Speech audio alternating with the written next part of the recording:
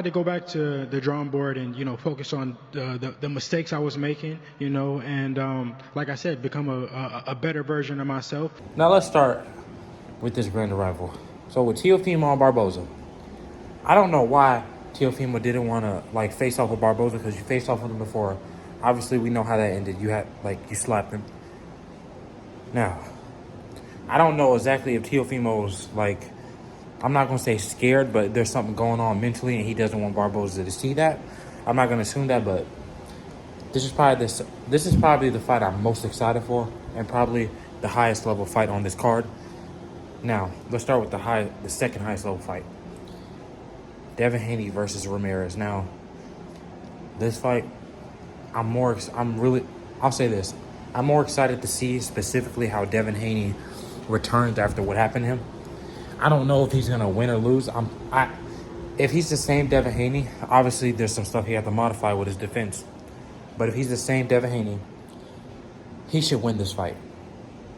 Pretty easy. It should be a smooth unanimous decision.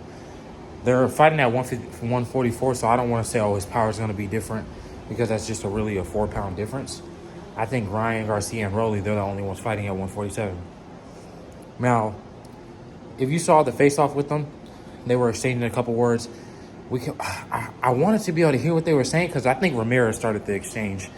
And I didn't think Ramirez was really like that, into shit-talking, but I'm for it. I'm entertained by the shit-talking. And I'm for it because this is a violent sport, and at the end of the day, obviously, it's for entertainment. They don't mean whatever they're saying. Now, with Ryan Garcia and Rolly, I want to see how Ryan looks, because I'm going to just show the clip right here with Ryan saying, not Ryan saying, but the commentator is talking about how, if I'm not mistaken, they asked Derek James, how do you think Ryan's going to win? And then Derek James said, by a right hand. I interviewed him earlier today. He predicted he's going to win with a right hand. With the right hand.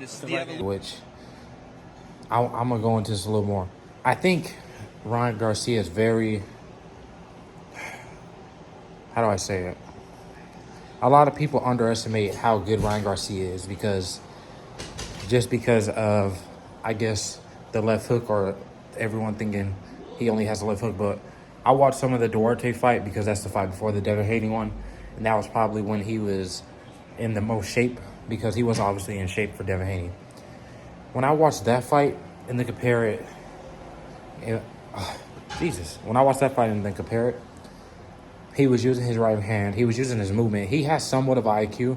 I don't want to say he has a great IQ, because I don't know if he has a great IQ. But he was using his movement. He was using his jab. And then there was some stuff, obviously, we already know the silly show or whatever that is. He was using his movement. He was landing his right hand. And from what I saw, he has a pretty strong right hand. Now, going into, hopefully, if Ryan and Devin win, talking about their future fight, if they both win, I'm excited, because obviously we already know Devin's been working to fix some of his mistakes. Ryan Garcia, obviously they've been working on some stuff, because obviously you would assume Devin Haney's going to come in the best shape of his life, obviously, again. And then he's going to come very prepared for that left hand. Now, I don't know what him and Derek James are working on, but obviously when we watched that little workout session they had in the public eye, it looked like his movement's a little bit better. And when I say his movement, his coordination and then his placement with his punches, they're both getting more and more used to each other. And then when Derek James, it seems like he was talking quiet so Ryan can focus. And I think that's very smart. Now, I can't wait to see what the rest of this week holds for all three of these fighters: Teofimo, Ryan Garcia, and Devin Haney. Even Barboza.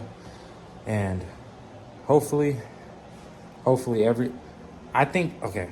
everyone that's supposed to win wins. But if it's an upset, I wouldn't mind that either, because seeing Barboza fight one of the other guys at the top of 140, or seeing Ramirez fight someone at 147, or seeing even Rolly.